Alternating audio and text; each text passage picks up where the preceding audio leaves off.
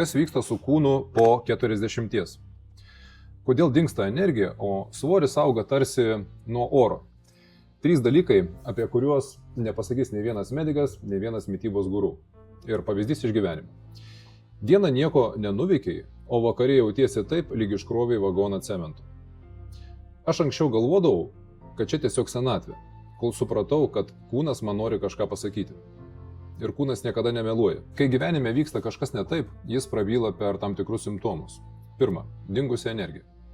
Jėgos krenta ne nuo metų kiekio. Kūnas atjungia jėgas tada, kai gyveni ne savo gyvenimą. Kasdien darai tai, ko nenori. Jis stabdo tave, kad sustotum ir pasirinktum savo kelią. Paklaus savęs, kur kasdien išduodi save, ką darai kasdien, ko nenori. Antra, augantis svoris. Čia irgi ne vien maistas. Kūnas kaupia svorį kaip apsaugą, kai viduje nesijauti saugi. Kai jautiesi, kad viena turi atsakyti visus klausimus, nudirbti visus darbus ir išspręsti visų problemas. Tas svoris yra tarsi papildomas sluoksnis tarp tavęs ir pasaulio, kuris nuolat iš tavęs kažko reikalauja. Ir kūnas jo nepaleis, kol tu nepaleisi to, ką kasdien neši ant savęs.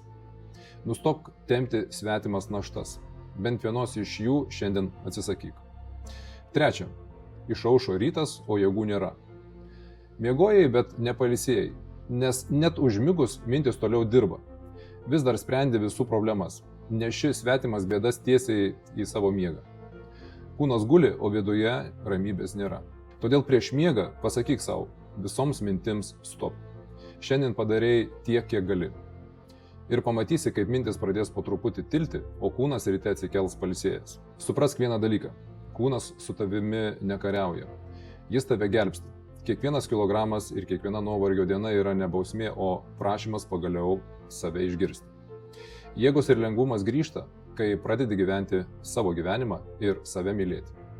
Sakau tai visiškai iš savo asmeninės patirties. Parašyk komentaruose žodį energija, jei atpažinai save. Ir pasidalink šio video, nes tavo aplinkoje yra tikrai žmogus, kuriam būtų naudinga tai išgirsti. Dėkoju, kad esi, siunčiu tau šviesos.